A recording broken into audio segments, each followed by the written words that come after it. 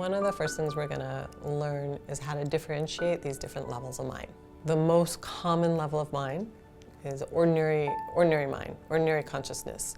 That's the typical place when we're all kind of caught in our heads. So when we're in our ordinary consciousness, we feel separate, we're caught in our thoughts, and we're often suffering.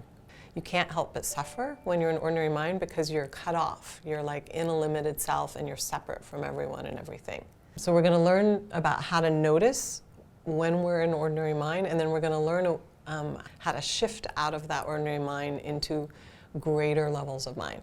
One of those shifts is into what I call subtle mind, which is the ability to, instead of being caught in your thoughts and caught in your little separate self, it's the ability to be aware of your thoughts, aware of your emotions, and actually also aware of your energy. It's the beginning of having like a little bit of space from the parts of you that are causing a lot of suffering. As we shift into subtle mind, we also get a new level of awareness that's not only aware of our thoughts and our energy, but actually has the ability to feel other people's energy.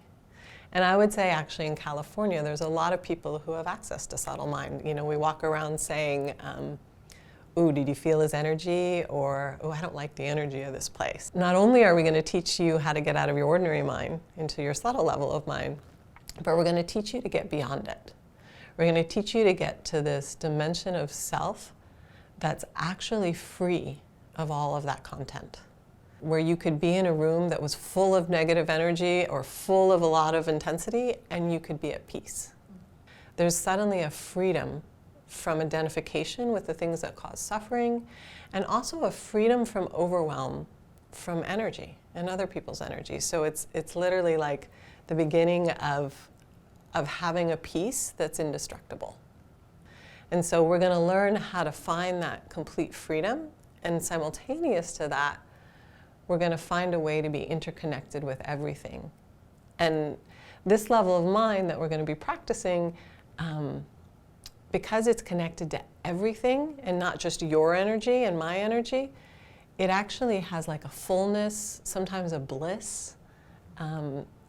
So while one level of mind that we'll be studying, awake awareness, is going to give us freedom and peace, this one will give us interconnectedness, fullness, and for many people like a feeling of like sustainable bliss. Not like a bliss that comes and goes, but like a constant well-being.